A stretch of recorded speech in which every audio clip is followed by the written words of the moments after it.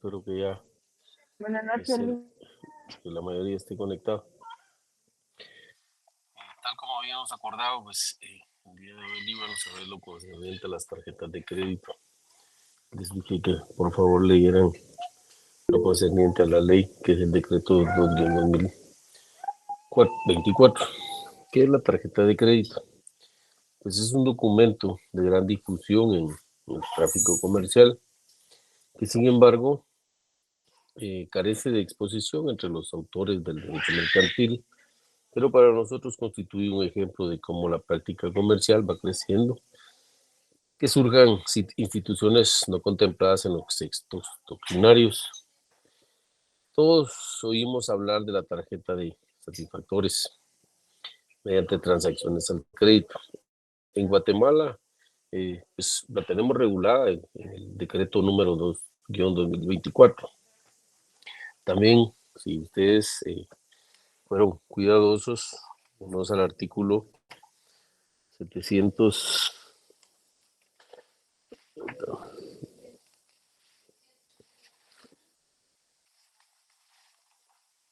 Permítanme un momento.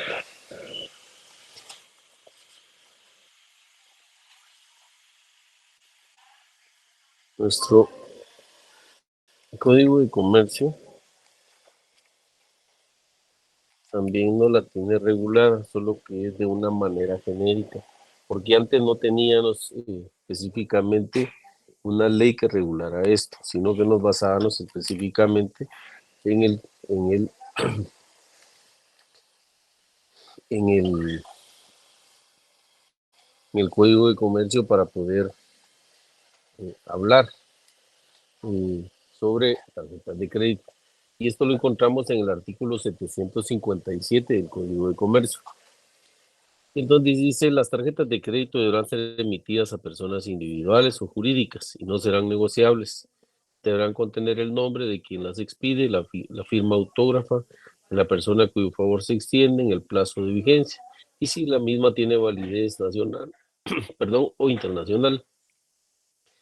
Siendo aplicable las mismas, dicen lo que corresponde a las normas de las cartas órdenes. Por el financiamiento a través de tarjetas de crédito se aplica la tasa de interés que se indica en el artículo 757 bis de este código. Sin embargo, hoy en día ya no podemos aplicarlo de esa forma porque en el mismo artículo, en el mismo decreto 2024, no se establece la forma del interés que se debe de utilizar o mejor dicho, que cobrar por parte de los bancos. Entonces, deben de tener muy en cuenta ustedes cuando hablemos de la ley de tarjetas de crédito, ¿verdad? Solo como norma general, les cité el 757 para que miren cómo estaba regulado antes el tema de las tarjetas de crédito. No había mayor disposición con relación a esto. Sin embargo, a través de este decreto que fue publicado, el 2-2024, pues ya tenemos una ley que viene a regular todo lo concerniente a la ley de tarjetas de crédito. Y luego en el artículo 1, pues dice cuál es el objeto de esa ley. En el artículo 2, pues nos habla sobre las definiciones, lo que es tarjeta de crédito, una tarjeta viente titular, tarjeta viente adicional, el emisor, coemisor, operador, afiliado, estado de cuenta, las fechas de corte, fecha límite de pago, pago mínimo, que era lo que platicamos el otro día, que por eso es que hay un mal manejo de las tarjetas de crédito, porque muchos lo que hacen es que solo pagan el mínimo, entonces esto viene a generar el cobro de intereses y mora cuando no abonan absolutamente nada capital, ¿verdad? La tasa de interés por mora. Entonces aquí es donde, precisamente en el artículo segundo, en el inciso L, dice tasa de interés por mora, porcentaje de interés anual, mensual o su equivalente, según el periodo que se pacte en el contrato respectivo, que el emisor aplica únicamente a la suma no pagada del saldo de capital cuando en la fecha límite de pago el tarjetaviente incumple con el pago total del crédito correspondiente a la última fecha de corte.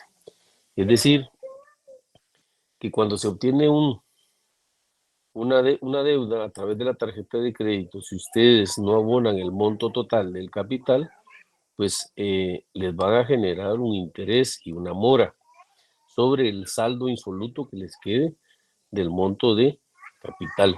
Y si no se abona absolutamente nada de capital, pues ya entenderán la cantidad que les puedan generar las tarjetas de crédito, ¿verdad?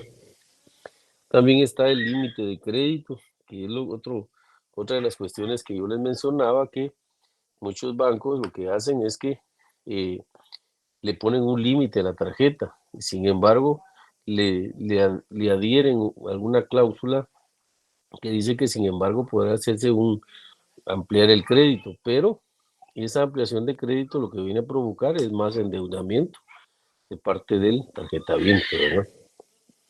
También dentro de estos está lo concerniente en el inciso O, la tasa de interés, dice, porcentaje de interés anual, mensual o su equivalente según el periodo que se pacta en el contrato respectivo, que se aplica al saldo del capital financiado, conforme lo pactado en el contrato de tarjeta de crédito, como retribución para el emisor por el uso del capital. Y así todos estos aspectos ya están regulados a través de este decreto. Y es de mucha importancia que ustedes lo lean, lo estudien para poder entender cómo es que está funcionando hoy en día el tema de las tarjetas de crédito, ¿verdad?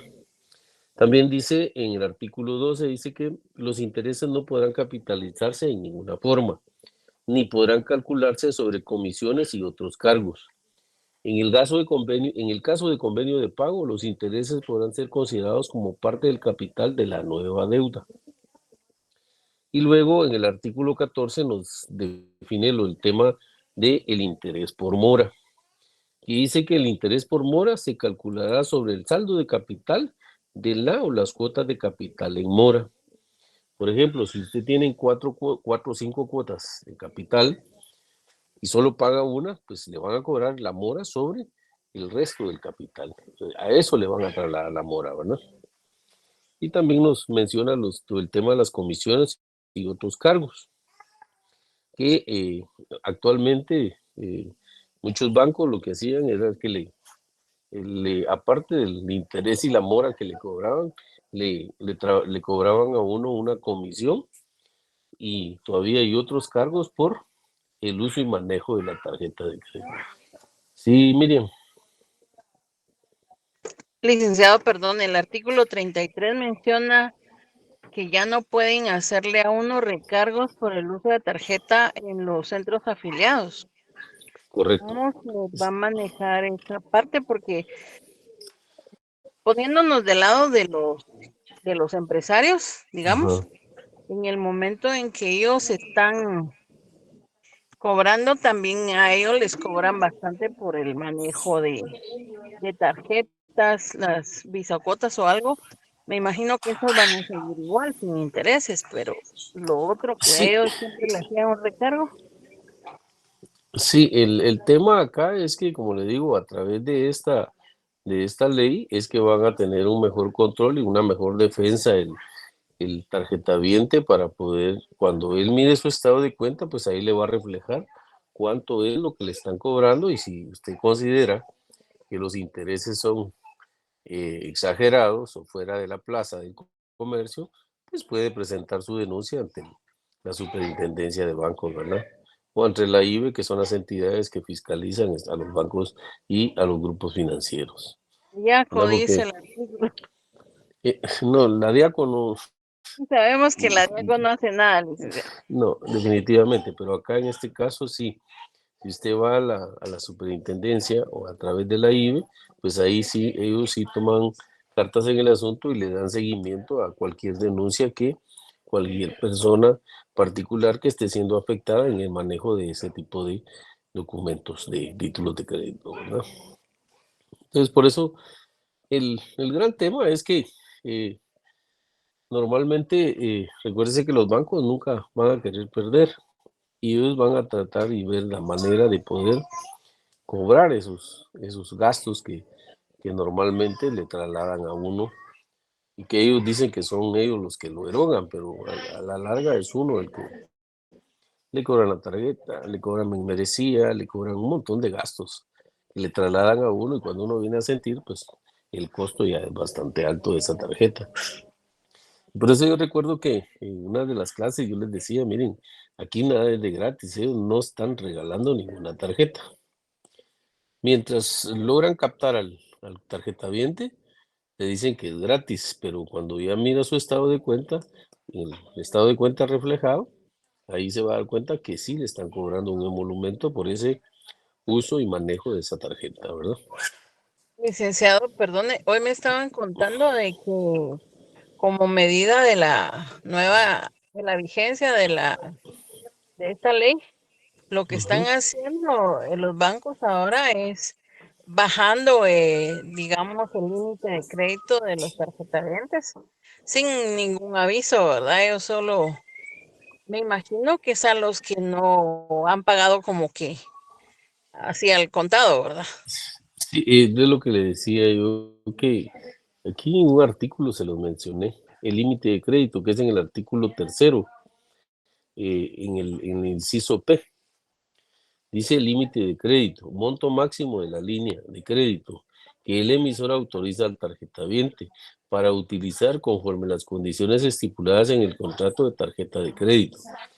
Esto quiere decir que cada tarjetaviente tiene que tener un monto, un límite de ese crédito. No pueden, en este caso, superar el límite que ya le fueron fijados, porque para eso deben de hacerle un estudio previo a cada tarjetaviente para ver si tiene la capacidad de pago y el No, monto, pero hasta el monto que le pueden autorizar. ajá, ¿Por qué? lo que Porque pasa es no de que puede. hay gente que ya tiene su límite de crédito, o sea, ya tiene, por ejemplo, yo tengo $1,000, Ujú. ¿verdad?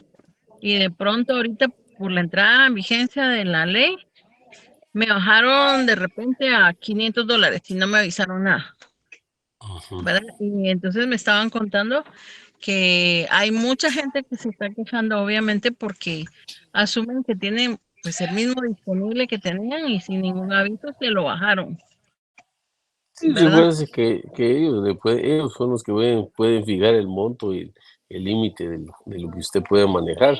¿Por qué? Por la capacidad de pago.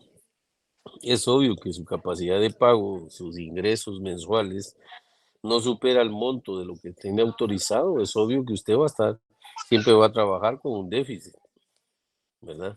Y entonces por eso es que ellos sí lo pueden hacer, porque ¿qué les va a garantizar a ellos que usted no se va a endeudar más de al límite que tiene autorizado? Entonces ellos lo que hacen es mejor bajan el límite para que usted ya no se extralimite en el uso de la tarjeta, ¿verdad? Porque usted solo pasa al centro comercial o al lugar que usted considere que quiere comprar algo, pues usted va a usar la tarjeta. Pero de ahí le pueden decir el monto supera el límite que usted tiene autorizado, lo más seguro es que ya no se va a poder llevar el producto, ¿verdad? ¿Por qué? Porque ellos también están tratando de garantizarse su patrimonio y que no va a haber un mal uso de parte suya. ¿Por qué? Porque usted está extralimitándose en el límite que tiene fijado, ¿verdad? Entonces lo que hacen es bajarle. Como dice usted, si tenía $1,000, como si lo multiplica usted por el tipo de cambio que está como a 7.85, estamos hablando de 7.850 quetzales. Entonces hasta el monto que usted puede usar en esa tarjeta es ese. Si usted se excede de eso, pues usted ya se está extralimitando en el uso de esa tarjeta. ¿Por qué?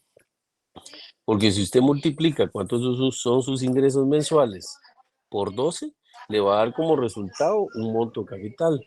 Pero a ese monto de capital usted réstele lo que son sus gastos de egresos. Le hacen ingresos y egresos.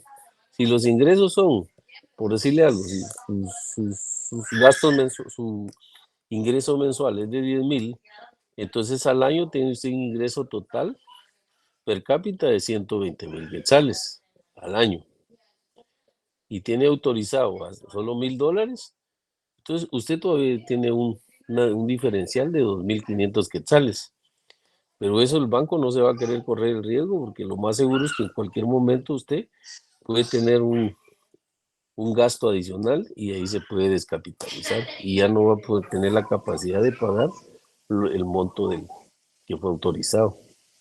Entonces ellos sí pueden limitarle el monto, así como se lo pueden dar, también se lo pueden quitar, ¿verdad? Gracias. Vale. Aspectos, dice, contractuales y financiamiento. Contrato entre el emisor y el tarjetaviente. ¿Quién es el emisor?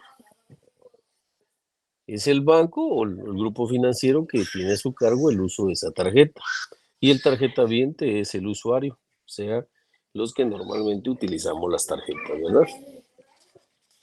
Luego el artículo quinto nos habla sobre la modificación del contrato. Y es donde le digo, dice, el límite de crédito podrá ser modificado, aumentándolo o reduciéndolo por el emisor durante la vigencia del contrato y debe ser comunicado al tarjetaviente en cada oportunidad por los medios convenidos por las partes. En el caso que usted mencionaba, Miriam, es que dice que no les están avisando. Algo está pasando ahí, entonces yo creo que lo correcto sería Exacto, que, es que es uno de que los muchachitos que trabajó conmigo, fue mi practicante y ahorita está trabajando en el BI y me estaban contando eso justamente, que la mayor cantidad sí, de pues, reclamos que está teniendo es es por eso, eso. ¿verdad? Sí, pues que ya le están reduciendo. ¿Por qué? Porque los bancos, le digo, ya no quieren seguir invirtiendo mayor capital y saben que no va a haber un regreso de ese capital, ni mucho menos van a poder ganar intereses y cobrarle mora. ¿Por qué? Porque lejos de que usted pague, lo que está provocando es un endeudamiento, ¿verdad? Y entonces a ellos solo les va a perjudicar en el patrimonio. Por eso es que lo hacen. Y luego el artículo sexto nos menciona sobre la evaluación de la capacidad de pago. El emisor, previo a conceder la licencia de crédito, dice, y extrafinanciamiento o modificar el límite de una línea de crédito, debe cerciorarse que el solicitante, el fiador, si lo hubiere, o el tarjetaviente, según corresponda, tengan la capacidad de atender el pago oportuno de sus obligaciones dentro de los plazos referidos al financiamiento. O sea que ahí es donde les comentaba yo que ellos tienen que hacer un estudio previo para ver si realmente usted tiene la capacidad de pagar el límite que está acordando con ellos, ¿verdad? Si no, ellos mismos le van a decir, mire, si usted quiere una autorización de crédito por unos 100,000 quetzales, ellos le van a decir, mire, ¿cuántos son sus ingresos mensuales? Pues usted va a ser honesto y va a decir, mire, mis ingresos son 10,000. Si usted los multiplica por 12 estamos hablando de 120,000 quetzales. Entonces ya ellos dispondrán hasta qué límite le van a poder autorizar. Y es lo que sucede cuando usted hipoteca un bien inmueble. El banco nunca le va a dar el monto total del avalúo, sino que ellos le van a dar hasta un 60% sobre el avalúo. Un ¿Por qué? 80%, claro. Pero es ¿Verdad? el avalúo bancario, que no es el mismo que el comercial. No, no, es que hay tres clases de avalúo. El avalúo normal, el avalúo comercial y el avalúo bancario, ¿verdad? Pero esos Ujú. son ¿cómo se llama? Que se manejan dentro del mercado, ¿verdad? No, no necesariamente eh, sea general para todos. Sí, Héctor, quería preguntar algo. Sí, gracias, Liz. Buenas noches. No, solo comentar Buenas algo. noches. Hablando de eso de los avalúos y los préstamos, los Ujú, bancos jamás, jamás, jamás van a aceptar un ujú. avalúo que no sea de sus propios valuadores. Es Así decir, es. cuando se va a requerir un préstamo sobre un bien inmueble, ellos Ellos son van los a que... llevar a sus valuadores, aunque el Claro. cliente diga, mire, mi valuador presenta este avalúo por X cantidad, ellos jamás, jamás en la vida van Sí. a aceptar esos avalúos, ¿verdad? Solo los avalúos Y, de ellos, sus propios valuadores, y ellos van a determinar el precio del bien inmueble. Gracias. claro. Sí, es muy cierto y lo que usted dice. Ahora, y yo se los pregunto a todos, considero que si nosotros estuviéramos en la misma situación de que vamos a conseguir un préstamo hipotecario, pues obvio, no vamos a dar el 100% de lo que está pidiendo el deudor o el futuro deudor. ¿Por qué? Porque si no, entonces nosotros nos podemos descapitalizar. Y recuérdese que el mercado es bastante variable. Entonces puede ser que, imagínense, que un inmueble que posiblemente le pueda estar variando 1 millón de quetzales porque está en la zona 10, pues eh, para usted, porque es el propietario, ese es el valor que usted dice que tiene, pero para el mercado a ellos no es ese valor. Ellos le pueden decir, mire, para mí ese inmueble vale 600,000 quetzales. ¿Por qué? Porque ellos siempre van a dar una tasa o un valor menor al que realmente le corresponde al inmueble. Por eso les decía que hay 3 clases de avalúos. El normal, el que es el real, ¿verdad? Que el mismo propietario le pone al inmueble. El comercial y el bancario. El comercial es el que en base al lugar, a la ubicación del inmueble, que así va a tener el valor ese bien inmueble que usted quiere hipotecar, ¿verdad? Entonces, ¿qué les conviene más a los bancos? Pues como lo dice Noé, ellos van a, perdón, Héctor, ellos van a poner su propio evaluador. Lo van a poner y el tema es que usted va a tener que pagar ese avalúo.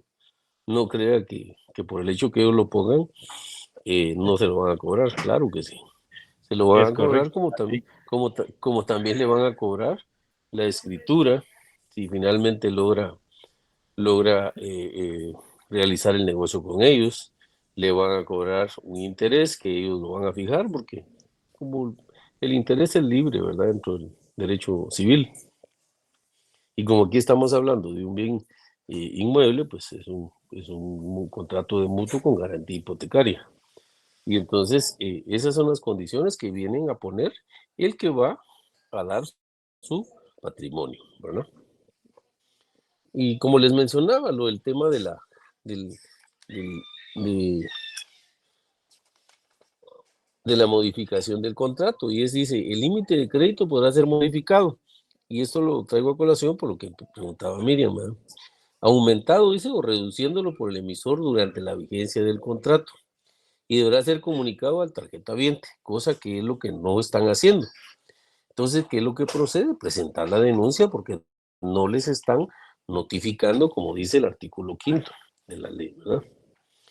Y luego en el artículo 9, perdón, en el 8 está la vigencia y terminación del contrato. Luego en el 9 tenemos el contenido de la tarjeta de crédito, qué es lo que debe de llevar esa tarjeta, nombre y espacio para la firma, cuando el titular sea persona individual, dice. En el caso persona jurídica, nombre y espacio para la firma de la persona individual autorizada para su uso. La marca de la tarjeta de crédito, mes y año de vencimiento, denominación o nombre comercial de la institución emisora de la tarjeta de crédito, el número asignado a la tarjeta de crédito y código o dispositivo de seguridad, ¿verdad? Que cada entidad emisora, pues ellos buscan las mejores medidas de seguridad para que no sea perjudicado la o el tarjetaviente, ¿verdad? Y también nos menciona lo de los extrafinanciamientos en el artículo 10 y en el artículo 11 de los convenios de pago. Y como les mencionaba, en el artículo 12, pues están los intereses por el financiamiento. Y en el artículo 14, el interés por mora, la tasa efectiva anual equivalente, en el artículo 16, y los derechos y obligaciones del emisor afiliado y tarjeta viente. Ahí es donde, Miriam, ahí encuadra lo que usted como tarjetaviente puede denunciar en caso esté siendo afectado por el emisor de la tarjeta que usted maneje, ¿verdad?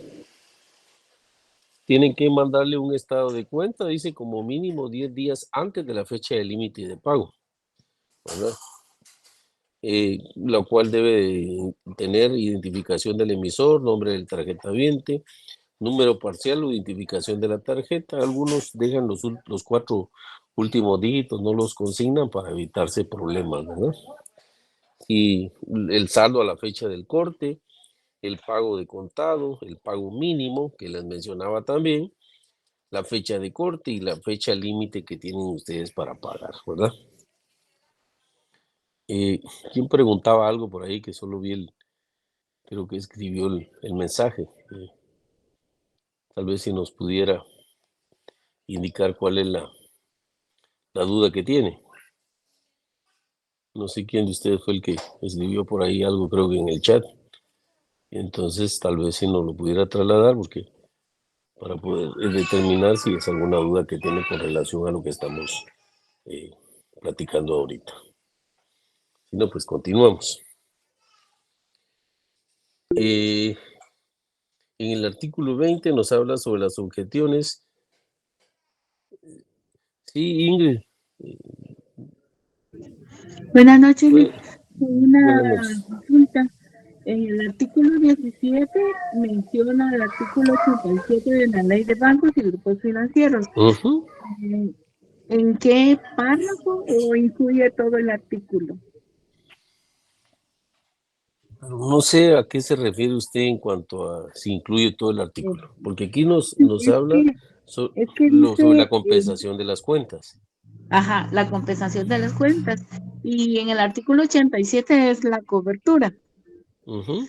¿Es todo el artículo 87 o hay un párrafo o una... Es todo el artículo 87, pero de la Ley de Bancos y Grupos Financieros. No es de la Ley de Bancos, ¿oye? Por eso aquí dice, está bien claro en el artículo 17, dice, lo vamos a leer para que entendamos y por qué es que nos remite a la Ley de Bancos y Grupos Financieros. Dice, aquel que emita tarjetas de crédito y que administre otras cuentas del titular de la tarjeta de crédito tiene prohibido disponer de los fondos monetarios o de ahorro del tarjetaviente para adjudicarse en pago de las deudas que por el uso de tarjetas de crédito contraiga el tarjetaviente, salvo cuando medie autorización expresa del tarjetaviente, por orden judicial emanada de autoridad competente, o para observar lo relacionado a la compensación de saldos derivados del proceso de exclusión de activos y pasivos de entidades bancarias, de acuerdo con lo estipulado en el artículo 87. ¿Qué es lo que pasa? Vamos a poner un ejemplo, un supuesto. Imagínense que usted, Ingrid, tiene su cuenta de depósitos monetarios y de ahorro en el Banco Patito, por decirle algo, y usted también tiene su tarjeta de crédito del Banco Patito. ¿Qué es lo que va a suceder? Actualmente, muchos bancos lo que hacían era que si usted tenía una deuda con el uso de la tarjeta, ellos le debitaban de su cuenta, ¿sí? Para hacerse pago. Hoy ya no lo pueden hacer, salvo que usted lo autorice, ¿verdad? A eso se refiere el artículo 87 de la Ley de Bancos y Grupos Financieros, ¿verdad?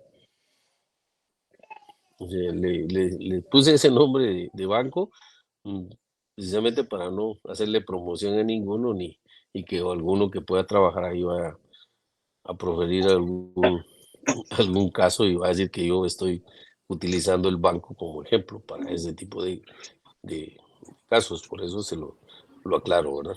No va a haber una confusión, ¿verdad? Sí, buenas noches, Rick. Sí, dígame. Increíble, pero como si tiene que mediar autorización del tarjetaviente, lo meten en las letritas pequeñas y uno se lo fijo. Y ese sería un comentario, ¿vale? Y tengo otra pregunta. ¿Una tercera persona puede solicitar la cancelación de una tarjeta de crédito a favor de un familiar? Porque este familiar Claro que sí. por ejemplo, digamos que sea alcohólico, por ejemplo. Que esté insolvente, ¿verdad? Y que no pueda pagar. Ajá, Sí, ¿puede claro. un familiar solicitar la cancelación de esa tarjeta a favor de él? Sí, claro, siempre y cuando cancele el monto total de la tarjeta. Ah, ya. ¿No? Uh-huh. Gracias. Sí, es que al banco lo que le interesa es que le paguen, no, o sea, quien pague lo de menos. Ellos lo que quieren es que se pague el monto de la deuda, ¿verdad? ¿Por qué? Porque ese es el tráfico mercantil que se da. Bueno, ¿alguna otra pregunta con relación a eso? Entonces continuemos. En el artículo 20 nos menciona sobre las objeciones al estado de cuenta. Y es cuando uno tiene que, y eso háganlo, acostumbren a hacerlo, revisar sus estados de cuenta. Y ahí ahí les va a reflejar a ustedes los gastos que tuvieron durante el mes con el manejo de su tarjeta. Y qué es lo que les están cobrando para que ustedes sepan y que sea claro ese estado de cuenta y que estén ustedes conformes, ¿verdad? Porque si hay inconformidad, lo correcto es que vayan y se acerquen al banco y que les expliquen cuál es el motivo por el cual les están haciendo el cobro. Les voy a poner un ejemplo. A mí la semana pasada me vino mi estado de cuenta. Cuando yo lo revisé, establecí que me estaban cobrando 420 quetzales por anuales, por la membresía de la tarjeta. Yo llamé al banco y les dije que yo no estaba de acuerdo y que si no, pues yo devolvía la tarjeta. Entonces me dijeron, mire, no, fue un error, ¿verdad? Si yo no me doy cuenta de eso, me lo cargan. Y yo después ya no puedo venir a decir, mire, reitérenme o devuélvanme ese dinero, y aunque yo ya lo haya pagado, ¿no? ¿Por qué? Porque ellos no van a querer que, en primer lugar, que el uso y manejo que le doy yo a mi tarjeta, pues van a perder un cliente, un buen cliente. Entonces lo que hacen es que, bueno, ellos se sacrifican, entre comillas, y le exoneran a uno el uso de la membresía anual. Bueno, entonces ahí a través de eso, pues ese es un ejemplo que les pongo así de manera para que entendamos el por qué es importante tener presente y ver siempre, mes a mes, los estados de cuenta de sus tarjetas. ¿Verdad? Y luego en el artículo 21 tenemos lo referente al robo, hurto o extravío de la tarjeta de crédito. Hoy en día la mayoría de bancos del sistema utilizan un cobro adicional a la tarjeta por el robo o hurto o extravío de su tarjeta, ¿verdad? No su Entonces, pues seguro que se le impone. exactamente, ¿verdad? A eso me refería. Le cobran ese seguro a uno y se la roben o no, y de todos modos ellos le cobran no sé cuántos, creo que en algunos casos son 40, otros 50 quetzales mensuales. Multiplíquenlo ustedes por 12 y se van a dar cuenta que si ya por 12 ya duele pagar esa cantidad, ¿verdad? Entonces es importante por eso que revisen sus estados de cuenta. ¿Qué obligaciones tiene el tarjeta BIN? Y eso los encontramos en el artículo 24. Pero previo a eso, miremos el artículo 23. Seguros. El emisor y tarjetaviente podrán acordar los servicios y pago del seguro por robo, extravío, uso no autorizado o para cobertura de los riesgos asociados a la tarjeta de crédito. Entonces, ahí miren, ahí se cubrieron ellos en poder seguir cobrando eso y ténganlo por seguro que ahora el costo ese va a ser mayor. ¿Por qué? Porque no hayan de dónde sacar más dinero a uno, pues entonces dicen, subamos el seguro, ¿verdad? ¿Y cómo les funciona? Si ustedes hacen una estadística de banco por banco, ¿cuántas tarjetas se roban en el mes? Pues para ellos es una nada. La cantidad que les ingresa por el cobro de ese seguro es altísimo, ¿verdad? Entonces ellos no van a perder nunca. Y en el artículo 25, bueno, las obligaciones del tarjetaviente. Pues yo creo que aquí dicen que son 11, pero lo mejor es pagar si uno tiene deuda. Si se pide la capacidad para pagar, es mejor pagar y evitarse que cobros excesivos, ¿verdad? O abusivos. Y entonces en el artículo 25 está la fecha límite de pago. La fecha límite de pago, dice, de la tarjeta de crédito será inamovible, salvo que se solicite modificarla por parte del tarjetaviente, de común acuerdo con el emisor.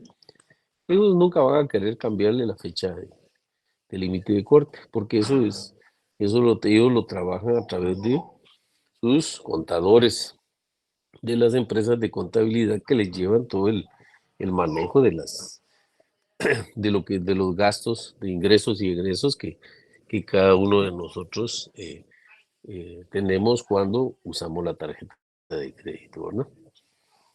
Y luego habla referente a los premios y bonificaciones, la obligación del emisor de informar, las formas de pago, la educación financiera que uno de sus compañeros mencionaba, no recuerdo quién fue el que nos mencionaba que realmente lo que necesitamos todos es una educación financiera para poder tener un buen uso y manejo de las tarjetas de crédito, ¿verdad? Pues yo digo que no solo de educación financiera,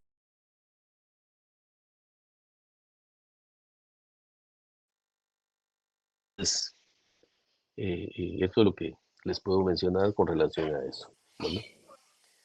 Y luego el contrato entre el emisor u operador y el afiliado, que tiene que ver la prestación del servicio, el objeto del contrato, el plazo de vigencia de la tarjeta, las obligaciones y derechos de las partes, marcas a aceptar y su publicidad, la responsabilidad del equipo y las condiciones para su uso, la descripción de las emisiones, procedimientos y plazos de liquidación, causas de terminación del contrato. Obligaciones de los afiliados, derechos de los afiliados en el artículo 31 y 32. Tenemos también la supervisión y protección del tarjetaviente. Miriam, aquí está la respuesta en el artículo 34. Mira, las entidades emisoras de tarjetas de crédito constituidas en el país que forman parte de un grupo financiero estarán sujetas a la supervisión de la Superintendencia de Bancos de conformidad con lo que establece la Ley de Bancos y Grupos Financieros y la Ley de Supervisión Financiera, ¿verdad? En este sentido, las entidades emisoras de tarjetas de crédito deberán cumplir con los estándares internacionales de seguridad establecidas y requeridas por las marcas de tarjetas de crédito internacionales que operan en el país. Y pues acá nos mencionan lo que Miriam también nos mencionaba, la DIACO. Para mí, la DIACO ha sido nada más una manera de crear plazas para pagarle a alguien que realmente no funciona. ¿Por qué no funciona? Porque ellos deberían de tener una procuraduría de esa entidad, ¿verdad? Y lo cual, miren cuántos años ha transcurrido desde que funciona la DIACO y al día de hoy ese famoso procurador de los derechos del usuario nunca ha funcionado.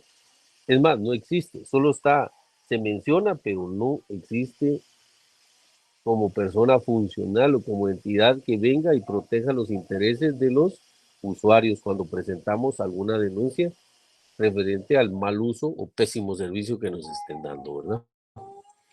Uno de los casos que es típico es que en la mayoría de restaurantes donde prestan servicios de alimentos, esto y lo otro, le cobran a uno lo que conocemos como la propina, ¿verdad? No sé si a alguno de ustedes les ha sucedido eso, van a un restaurante y le dicen la propina es sugerida.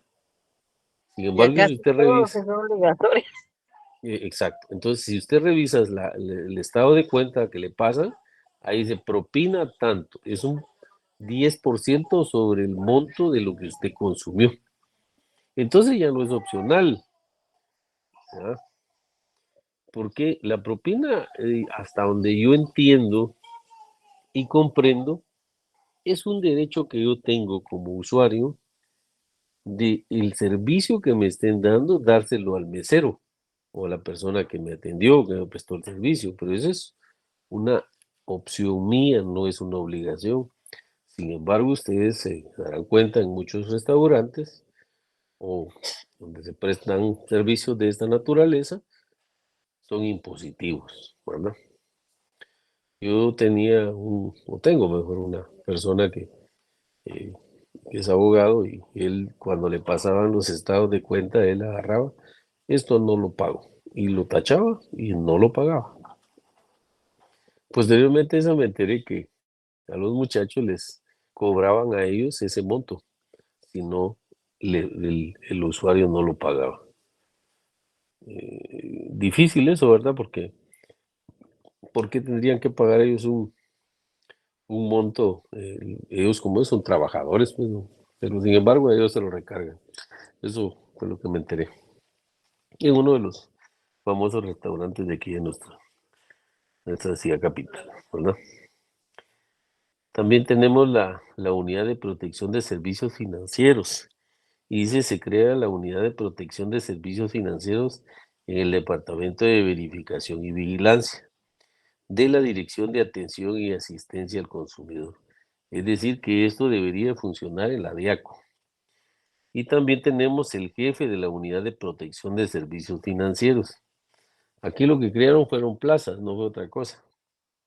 Dice, para ser nombrado jefe de la unidad de protección de servicios financieros se requiere, además de lo establecido en otras leyes aplicables, cumplir con los requisitos siguientes. Mire, pues, ser guatemalteco, ser mayor de 30 años, encontrarse en el goce de sus derechos civiles, ser profesional de las ciencias jurídicas. Por ahí por lo menos nos dieron chance, ¿eh? O económica, dice, a nivel de licenciatura o posgrado, habiendo ejercido la profesión por lo menos durante 5 años, dice. Acreditar la experiencia profesional de por lo menos 3 años en actividades profesionales relacionadas con la defensa del consumidor y usuario o supervisión del sistema financiero. Sexto, acreditar los conocimientos técnicos, dice, necesarios para el ejercicio del cargo mediante un examen de oposición que se llevará a cabo de conformidad con la normativa vigente, del cual tendrán que ser promovidos por calificaciones satisfactorias. En ese sentido, yo lo único que veo es que crearon más plazas para poder meter gente a trabajar. Eso es lo único que veo con relación a este capítulo cuarto, ¿verdad? Pero realmente que funcione es otra cosa.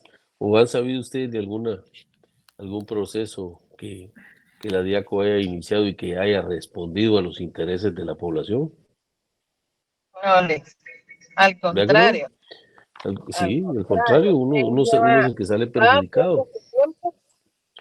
Claro. Nosotros llevamos un caso contra Claro porque citaron la línea que antes pues era de Telva supuestamente que yo no compraba y sí la eliminaron, ¿verdad? Sí, en el momento en que se quitó el servicio completo de internet, lo que hicieron fue que ya no salían llamadas, ¿verdad? Sí. Entonces, de una vez quitaron la línea. Ya alguien que trabaja en Claro nos contaba que de esta línea ahora sacan como, ¿cuántas? 5 líneas más de esas antiguas. Bueno. Y es lo que están haciendo casi con todo, ¿verdad? Y ahí tiene algún servicio y no, llegamos hasta con la jueza supuestamente y no dijeron que simplemente Claro daba por concluido el servicio y se limpió las manos. Pero mire lo que dice el artículo 44 en la transparencia. La Dirección de Atención y Asistencia al Consumidor debe publicar, dice, en un sitio web y redes sociales de forma mensual y en un diario de mayor circulación, trimestralmente un reporte de qué forma visible y comprensible al público, informes sobre las tasas de interés por producto y segmento que cobran los emisores de tarjetas de crédito, que permita al usuario comparar la tasa de interés que cobran en las diferentes tarjetas de crédito, resaltando aquellas tarjetas que su tasa de interés esté por arriba de la tasa promedio de interés de la tarjeta de crédito. Eso es irrisorio porque al final quienes manejan el tipo de interés pues es el Banco de Guatemala, ¿verdad? Entonces, y el banco es el que supervisa a estos bancos, obvio es que el interés que va a tener el Banco Nacional, el Banco de Guatemala, es distinto. ¿Por qué? Porque el Banco de Guatemala no se dedica al tráfico mercantil, pues, ¿verdad? Entonces, ahí es, pero miren las sanciones que le ponen. Dice, los casos especiales de infracciones de tarjetas de crédito. La dirección, o sea, refiriendo a la DIACO, adicional a las demás infracciones contenidas en la presente ley, debe sancionar a aquellos que incurran en las siguientes infracciones en los casos de tarjetas de crédito. Y nos pone un rosario de sanciones, dice. Incumplir con las características y condiciones de... Pues ellos son los que la crean, la tarjeta. Y si te quieren la agarra, si no, no. Ellos le están vendiendo, le están ofreciendo al usuario esa tarjeta. Incumplir con las condiciones y términos establecidos en el contrato. Normalmente, ¿quién es el que incumple? A ver, María Margarita. Normalmente, ¿quién es el que incumple?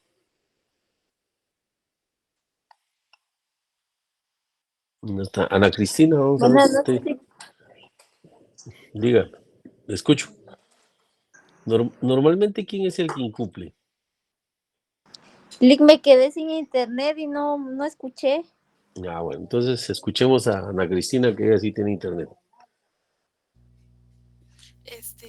El consumidor, o sea, el deudor. ¿Perdón? ¿Se me escucha?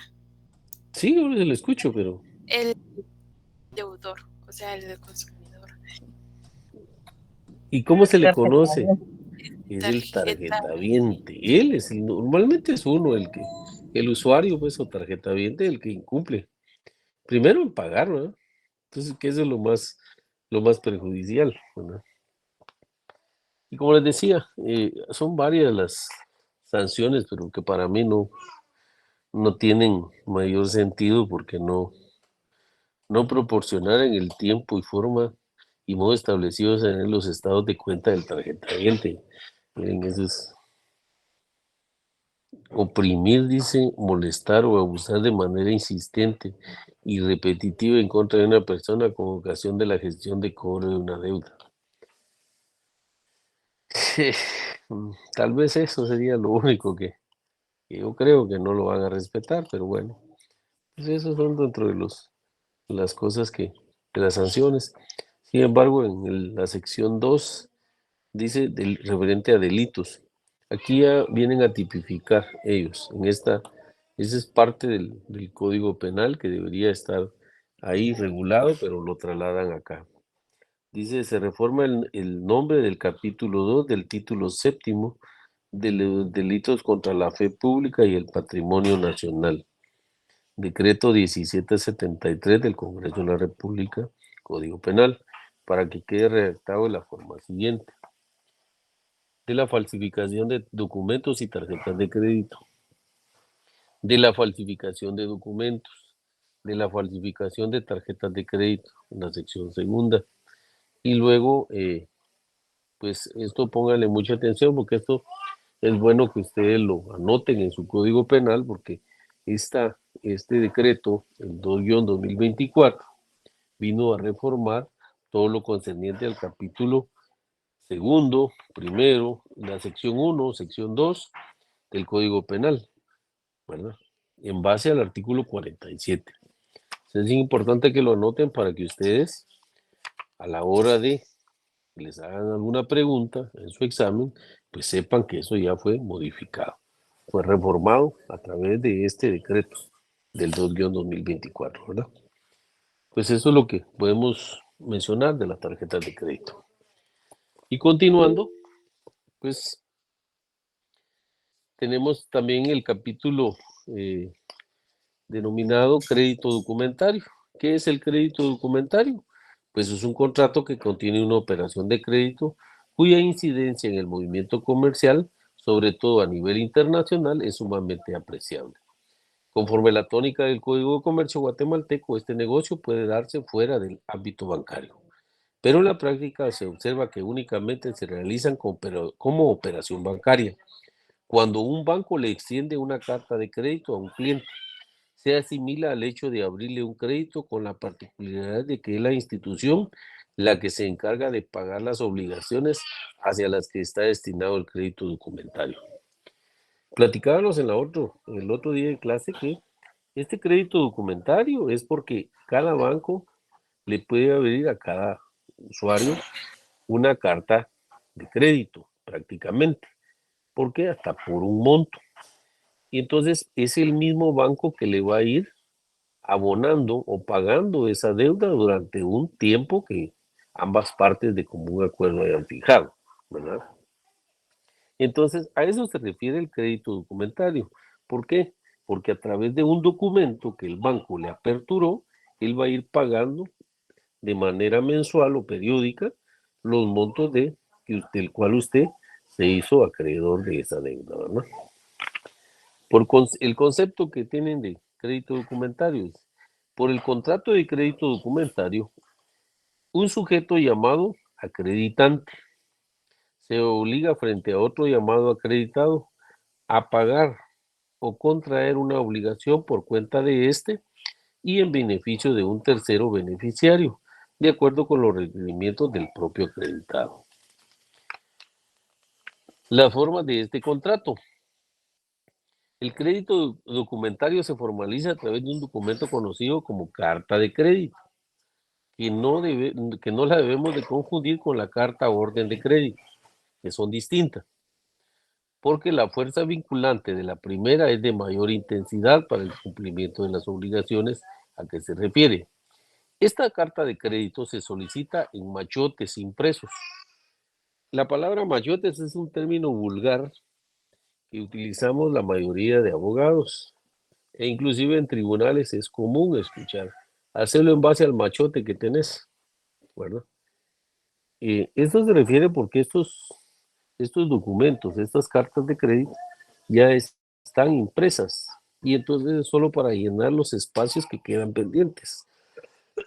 Por ejemplo, en la ciudad de Guatemala, la fecha, el año, el nombre de los que comparecen, y los montos y los plazos. Son espacios que están en blanco, entonces por eso le llaman machotes, ¿verdad? No vayan a entender otro término, por favor, ¿eh? Ese es un ámbito jurídico, no van a creer o utilizar ese término para referirse a alguien, ¿verdad? Sujetos del contrato. Los sujetos del contrato, uno que es el acreditante y el otro que es el acreditado. También tenemos un beneficiario y un corresponsal. El beneficiario es la persona que va a recibir el valor dinerario a que se refiere el crédito documentario. El acreditante es la persona que otorga el crédito mediante la carta de crédito. En la práctica, como lo decía, solo los bancos fungen como tales. Y el acreditado es la persona a quien se le otorga el crédito regularmente, el adquirente de un bien. Y el corresponsal, cuando un banco distinto del acreditante es el que hará efectivo el crédito al beneficiario. Es decir, que puede surgir que un banco fuera de la relación jurídica que tenga tanto acreditante como acreditado venga y haga efectivo los pagos del crédito del beneficiario, ¿verdad? Que en este caso es el que va a recibir la suma de dinero a que se refiere el crédito documentario, ¿verdad? Las clases de crédito documentario. Revocable, cuando el banco no lo hace constar en la carta de crédito su solicitud de revocarlo. Como acreditante, puede rescindir o modificar los términos del contrato. Y ese irrevocable, dice, este existe cuando el banco no puede rescindir ni modificar los términos contractuales, sin la anuencia de los interesados. Regularmente las cartas de crédito se solicitan irrevocables, porque los comerciantes extranjeros solo aceptan negociar con esta clase de créditos. Y luego está el confirmado, que es cuando el crédito se va a pagar por medio de un corresponsal, y este también garantiza al beneficiario de que el crédito lo hará efectivo, entonces está ante un crédito documentario confirmado. ¿Qué es lo que pasa? El ejemplo que tenemos es las famosas remesas.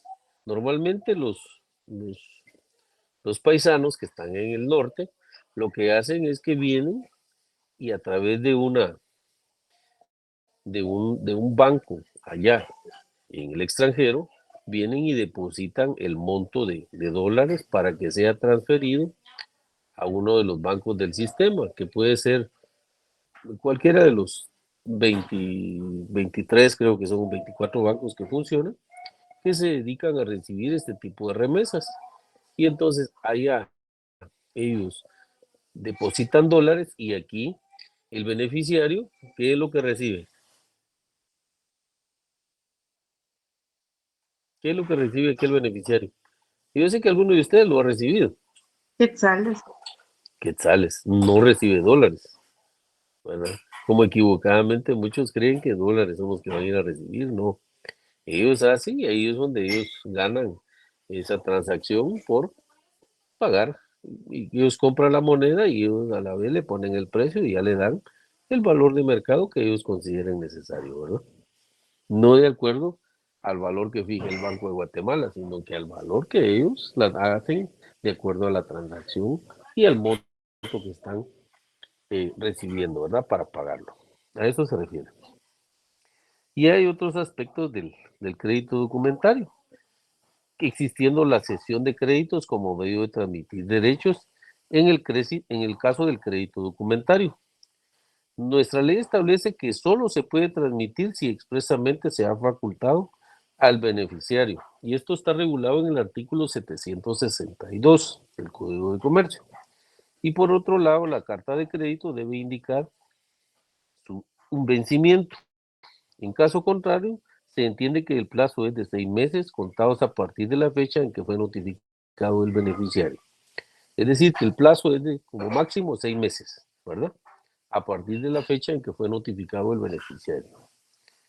En cuanto al papel del acreditante, dice, o el corresponsal en su caso, su función no es la de simple acreedor. Antes, bien, y con funciones de mandatario, debe cerciorarse de la legalidad de los documentos que amparan la transacción.